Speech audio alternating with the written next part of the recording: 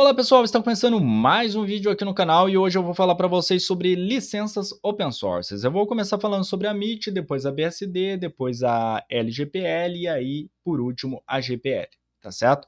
Então, vamos lá. Eu vou começar pela licença MIT, eu traduzi aqui com o Google Tradutor para ficar mais fácil, mas se você vai utilizar a licença, todas as licenças que você for utilizar, MIT, BSD, LGPL, GPL, no idioma original, que é o idioma inglês. Não traduz, porque às vezes a tradução fica um pouquinho errada. Então, o ideal é você usar a licença como ela é. Como ela é, em inglês. Então, coloca dessa forma. Eu só estou traduzindo para vocês poderem também acompanhar aqui, certo? Bom, o seguinte, a licença MIT é uma licença bem permissiva, tá? O que isso quer dizer? Quer dizer que eu posso pegar o script que está sob a MIT e colocar no meu software proprietário e não vai ter nenhum problema. Eu posso pegar esse script que está sob a licença MIT e fechar o código e usar no meu projeto sem nenhum problema, tá? Posso fechar a biblioteca em si, certo? Sem nenhum problema. Eu posso pegar um software que está na MIT e fechar o código, certo? A única coisa que eu preciso colocar são os avisos de direito autoral, certo? E os avisos também de este aviso, né, de permissão, incluindo este próximo parágrafo que é sobre garantia, certo? Então, vamos entender mais ou menos aí como funciona a licença MIT. Então, aqui em cima a gente tem o seguinte, os direitos autorais, né, que a gente vai passar o ano, se for, por exemplo, de 2004 a 2024, você vai colocar assim, tracinho 2024 e tal. Detentor dos direitos autorais é você. Aqui eu recomendo você colocar seu nome completo, tá? Ou o nome da sua empresa, algum nome que esteja registrado, que tenha informações. Se você tem uma marca, está registrada, pode usar tranquilamente. Se você não tem, eu recomendo você colocar ali o seu nome completo como detentor dos direitos autorais, tá certo? Para provar ali que o software é seu, certo? Bom, aqui depois tem mais algumas outras informações que diz o seguinte: é concedida permissão gratuita a qualquer pessoa que obtenha uma cópia deste software e arquivos de documentação associados ou, tá, entre aspas, software, né, para lidar com o software sem restrições, incluindo sem limitações o direito de usar, copiar, modificar, mesclar, publicar, distribuir, sublicenciar e ou vender cópias do software. E para permitir que as pessoas a quem o software é fornecido o façam sujeito às seguintes condições. O que quer dizer sublicenciar? O seu código está sob a MIT, certo? Eu pego o seu código e distribuo sob a GPL. Eu posso fazer isso? Posso, porque a MIT permite sublicenciar. Eu não peguei o seu script e transformei, eu não peguei o seu script e retirei a licença MIT, certo? Não retirei. O seu código original continua sob a MIT. Porém, o script que eu estou compartilhando, né, eu estou colocando em outra licença, certo? Estou colocando a GPL. O código original continua MIT, mas o código que eu estou compartilhando está na GPL. É isso que quer dizer sublicenciar, tá? Não retiro, não removo a licença original que foi colocada pelo desenvolvedor original do projeto, tá? E aí depois aqui a gente tem o aviso dos direitos autorais acima e este aviso de permissão, incluindo o próximo parágrafo, devem ser incluídos em todas as cópias ou partes substanciais do software. O que é partes substanciais? Vamos supor ali que eu pegue partes desse código e coloque no meu projeto. Em cada parte desse código que eu copiei e coloquei ali, em cima eu coloco a licença, os avisos de direitos autorais, certo? Em cada partezinho. Existe um jeito mais fácil de fazer isso? Existe. Existe a gente usando o identificador da SPDX, certo? Que é esse site que eu estou aqui, tá? Aqui tem um monte de licenças que você pode estar consultando, então você pode acessar aqui o spdx.org para obter mais informações. E você pode passar essa linha única em cima de cada código, ao invés de você copiar toda a licença e colocar ali no seu projeto, né, em cima dos seus códigos. Nos códigos, né, e você passa as informações da licença. Mas no caso da licença em si, o arquivinho license deve ser colocado junto, isso é obrigatório, tá? Você colocar ali junto nos seus projetos, tá certo? Então você copiou um script de outra pessoa, você vai lá e pega esse script, tem o arquivinho license, copia e coloca esse arquivinho license ali numa pasta ali e direcionando, ó, software X é para a licença tal, tá? Então meio que guia ali o usuário para ele saber onde fica a licença, né? Qual licença foi utilizada neste software para ele poder localizar e ver as informações, né, de como funciona a licença, tá? Mas é muito importante você colocar ou em todas as cópias, como diz ali, ou nas partes substanciais. Ah, mas se eu copiei o código inteiro, tem um código inteiro, só fiz pequenas modificações. Aí você vai fazer o seguinte, você vai colocar as informaçõezinhas sobre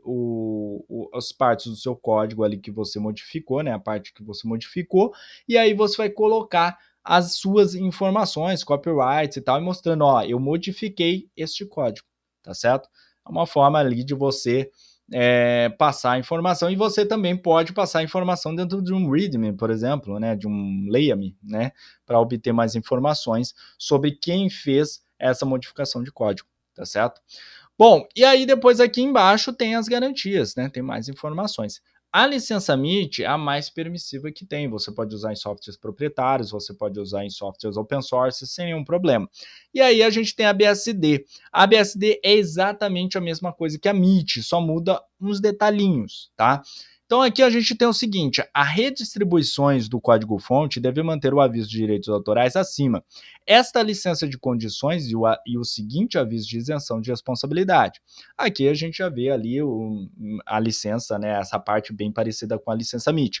Depois a gente tem o seguinte, a redistribuições em formato binário devem reproduzir o aviso de direitos autorais acima. Esta lista de condições e o seguinte aviso de isenção de responsabilidade na documentação e outros materiais fornecidos com a distribuição.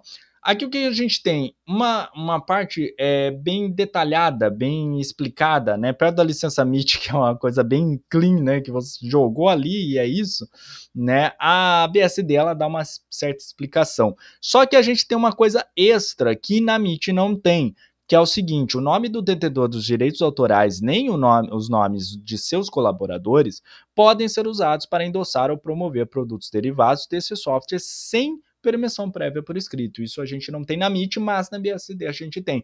Por isso que chama cláusula 3, tá?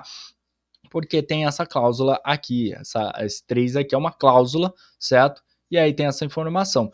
Isso aqui diz o seguinte, se você pegou um código de outra pessoa, você não pode pegar simplesmente o código e ficar falando, olha, essa pessoa está me apoiando, essa pessoa tá... mesmo que a pessoa não esteja, entendeu? A pessoa não está, não, aí é um problema, né? E aqui ele diz, ó, sem a permissão prévia por escrito. Então você precisa ter permissão por escrito para fazer isso, certo? Então é muito importante ver essa cláusula 3 aqui. E essa parte aqui de baixo segue ali, né, as garantias e tal, igual a MIT aí também coloca, certo? Tem algumas partes mais até tá em vermelho aqui para você poder entender melhor, né, para ver melhor, mas segue a mesma coisa ali da isenção de responsabilidades e tudo mais. Então, assim, a licença BSD, você pode fechar o código de um código que está sob a BSD, você também pode. Você pode fechar o seu código, enfim, você pode usar em softwares proprietários open source igual a MIT. Só tem essa cláusula aí extra, aí, né, que é a cláusula 3, né, que na MIT a gente não tem essas cláusulas, né, essas informações, é uma coisa única, e no caso da BSD eles quiseram colocar aqui em 3 cláusulas, explicando detalhadamente a terceira aí, dessa parte aí, sobre endossar e promover produtos derivados. Então, assim, a BSD e a MIT são licenças permissivas, certo? Que permite você fechar, inclusive, o código deles. Só tem que manter os avisos de direitos autorais e a licença, tá? E a isenção aqui, né, de responsabilidades, enfim, as garantias e tudo mais. Aí depois a gente tem o seguinte, a LGPL. A LGPL, ela é bem parecida com a MIT e com a BSD, certo? Ela tem um textinho um pouquinho maior, né? Um textinho um pouquinho maior aí, né, de como funciona a licença. Você que vai usar licenças open source nos seus projetos, eu recomendo você tirar alguns dias para você ler sobre as licenças, estudar, ver como elas funcionam mais a fundo antes de você colocar no seu software, tá? Porque assim é mais difícil na hora de você precisar trocar de licença, mesmo você sendo um detentor de direitos autorais ali, mesmo você sendo uh, é, o único colaborador para aquele script, fica um pouquinho mais complicado dependendo da licença que você usa, certo? Então, eu recomendo você ler muito bem sobre as licenças, entender como elas funcionam, para depois, aí sim, você aplicar no seu software, tá certo? Bom, a LGPL, ela diz o seguinte, você pode pegar o meu código, certo? E usar no seu software proprietário também, assim como a MIT e a BSD, mas você não pode fechar o meu código, certo? Então, se você, diferente da MIT e da BSD, que você pode fechar inclusive o código que está sob essas licenças, a LGPL diz que você não pode. Então, o que, que você pode fazer? Você pode pegar, cria um arquivinho, coloca o código-fonte que está sob a LGPL e inclui, né, esse arquivo dentro do seu projeto, certo? E essa inclusão, como o arquivo está externo, né, então ele continua sob a LGPL e o seu código, o seu projeto, você fecha, certo? Se você quer trabalhar com software proprietário, você pode fechar. Se você tem ali um software também sob outra licença, vamos supor que está na BSD, ou na MIT, ou na GPL, o seu código está separado desse outro código aqui, certo? Do código que está sob a LGPL. Quando você pega uma biblioteca que está sob a LGPL, ou até tem softwares também que estão sob a LGPL, você vai fazer o seguinte: separar o seu código desse projeto. Por quê? Qualquer modificação que você realizar dentro daquele código LGPL, aquele código permanece LGPL. Você não pode sublicenciar, como acontece no caso da MIT. Tá? Então você não pode trocar essa licença. Então você tem que permanecer aquele código sob a LGPL, tá? Então, muito importante na hora de você integrar com os seus aplicativos, na hora de você usar aí uma LGPL. A LGPL tem o seguinte, a LGPL tem a 2.1, tem antes também, mas tem a mais conhecidas, mais usadas, 2.1, 2.1 only, 3.0 e 3.0 only, tá? Como que elas funcionam? Como assim only, né? Quando eu lanço uma biblioteca sob a LGPL que está na 2.1 only, por exemplo, ou que nem aqui na 3.0 only, eu estou dizendo o seguinte: qualquer modificação que você fizer na minha biblioteca vai permanecer na 2.1 only, somente na 2.1 e ou no caso se eu estiver usando a 3.0, somente na 3.0, tá? Você não pode pegar ali e modificar a licença, porque usar, por exemplo, a licença LGPL 2.1, você não pode interpretar e usar ali a licença para 3.0, porque eu estou colocando o only na frente, tá? Se tivesse ou posterior, assim como a 3.0 ou posterior, eu poderia então interpretar que eu posso usar a licença 2.1 ou a licença 3.0 dentro daquele projeto. Eu posso interpretar. O código original continua ali na 2.1, mas eu posso incluir ali a licença 3.0 junto. Lembrando o seguinte, a 2.1 e a 3.0 são incompatíveis algumas coisas ali, mas você consegue fazer essa adaptação. De incluir, de trabalhar. Por isso que tem ou posterior. A interpretação, se, por exemplo, eu entendo da licença 3.0, o seu código está na licença 2.1, eu posso interpretar pela 3.0? Se tiver o posterior, eu posso. Entendeu? Então eu acho muito importante você ler a licença para você entender como que encaixa isso, certo? Eu posso modificar, posso fazer essa modificação 2.1, incluir 3.0, mas como que eu faço isso? Como que eu faço essa integração? Aí eu acho importante você ler a licença mais a fundo para você entender. Tá, certo? A LGPL é uma licença, não é uma licença tão restritiva, mas também não é tão permissiva. Então é importante você ler. Eu prefiro, geralmente, jogar a biblioteca sob a MIT, certo? mas às vezes tem alguns projetos que a gente pega na internet que está na LGPL, né? Então aí eu acho muito importante você ler mais a fundo a licença para entender. Mas a parte básica dela é essa, certo? Você pode fechar o seu código, mas não pode fechar o código que está sob a LGPL.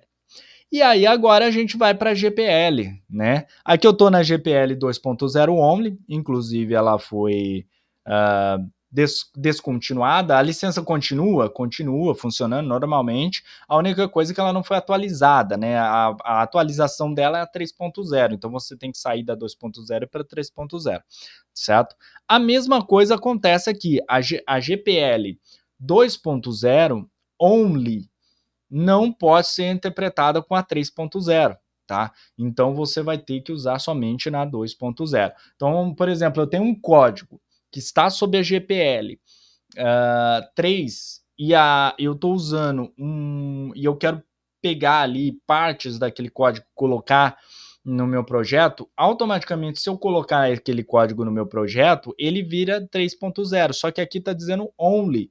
Então, isso quer dizer que eu não posso pegar um script que está na 2.0 only e integrar no meu código que está na 3.0. Tá? Muito importante isso, cuidado na hora de você desenvolver, tá incluindo coisas aí, licenças, ver se a licença é compatível, tem licenças incompatíveis, por exemplo, a licença Apache é incompatível com a 2.0, com a licença GPL 2.0, certo? Por causa da questão de patentes, tá? Então, muito importante, muito cuidado nessa hora de você fazer esses tipos de integração, verifica se a licença é compatível, tá? Então, quando eu estou desenvolvendo um software GPL 2.0 only, qualquer modificação que você fizer no meu software deve permanecer na 2.0 only. Se tivesse ou posterior, aí você poderia pegar esse código e colocar ali na 3.0, certo? Mesmo meu código sendo na 2.0, porque aceita ou posterior, tá?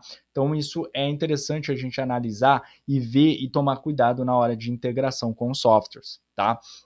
A GPL, você não pode fechar o código-fonte dela, tá?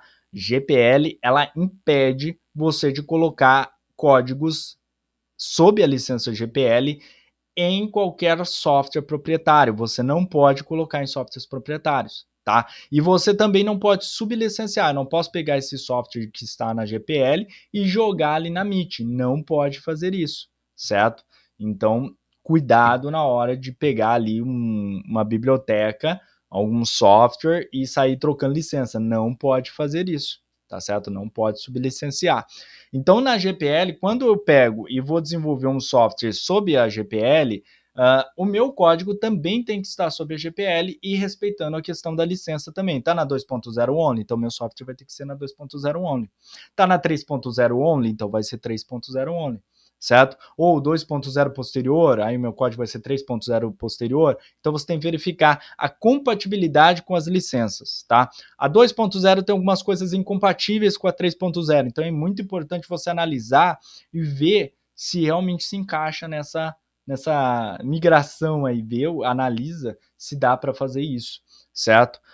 O único que pode modificar o software original é o detentor dos direitos autorais. Somente o desenvolvedor original, do código original, pode modificar a licença, tá? Então, isso vale para todas as licenças open source que existem, tá certo? Só quem desenvolveu o código original pode modificar, tirando a MIT, que permite sublicenciar, né? Que permite você ali pegar o código e fazer essa parte de sublicenciar, certo?